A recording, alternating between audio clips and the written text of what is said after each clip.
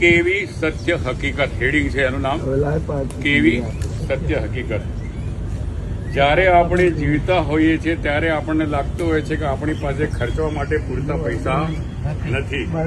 સાચું તો એ છે કે જ્યારે મૃત્યુ થશે ત્યારે મોટાભાગનો ધન ખર્ચા વગરનું રહી જશે. એક ચીની સોફ્ટવેર એન્જિનિયરનું મૃત્યુ થયું. તે પોતાની વિધવા પત્ની માટે બેંકમાં $2.9 મિલિયન મૂકી ગયો. પછી પેલી વિધવાએ જવાન નોકર સાથે લગ્ન કરી લીધા.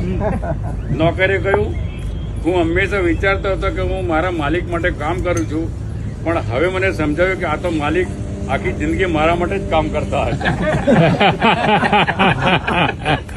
એટલે જરૂરી એ છે કે વધારે ધન ભેગું કરવાને બદલે વધારે જીવવું, સારા અને સ્વસ્થ શરીર માટે પ્રયત્ન કરી અને આપણે જે ભેગા થઈએ બરોબર છે. મોંઘા ફોનના 70% ફંક્શન બિનઉપયોગી રહી જાય છે.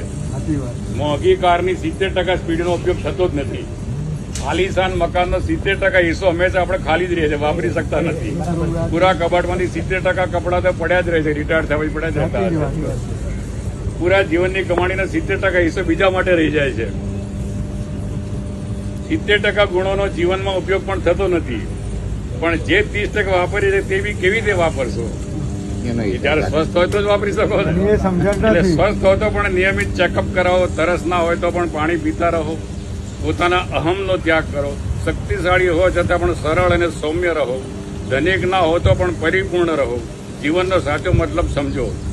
ભાગી જવું બહુ સહેલું છે, પણ જાગી જવું બહુ કઠિન છે. ભાગી જવું બહુ સહેલું છે, પણ જાગી જવું બહુ કઠિન છે. હૃદય કેવું ચાલે છે એ તો ડોક્ટર બતાવી દેશે, પણ હૃદયમાં શું ચાલે છે એ માટે તો સાચા દોસ્તો જ જોઈએ. એમાં ના કામ કરે. બરાબર છે. એકવાર એક ઝૂંપડામાં ફૂલ ઠંડીમાં રાત્રે બે નાના છોકરા છાપા ઓઢીને સૂતા હતા. બિચારા, એમની પાસે ઓઢવાનો ધાબળો નહોતો. એટલામાં એક છોકરાએ બીજા છોકરાને કહ્યું, જેમની પાસે ઓઢવા માટે છાપા નહીં હોય તેમનું બિચારાનું શું થતું હોય? જિંદગી કેવી જીવો છો તે નહીં, પણ જિંદગીમાં કેવું વિચારો છો એ મહત્વનું છે.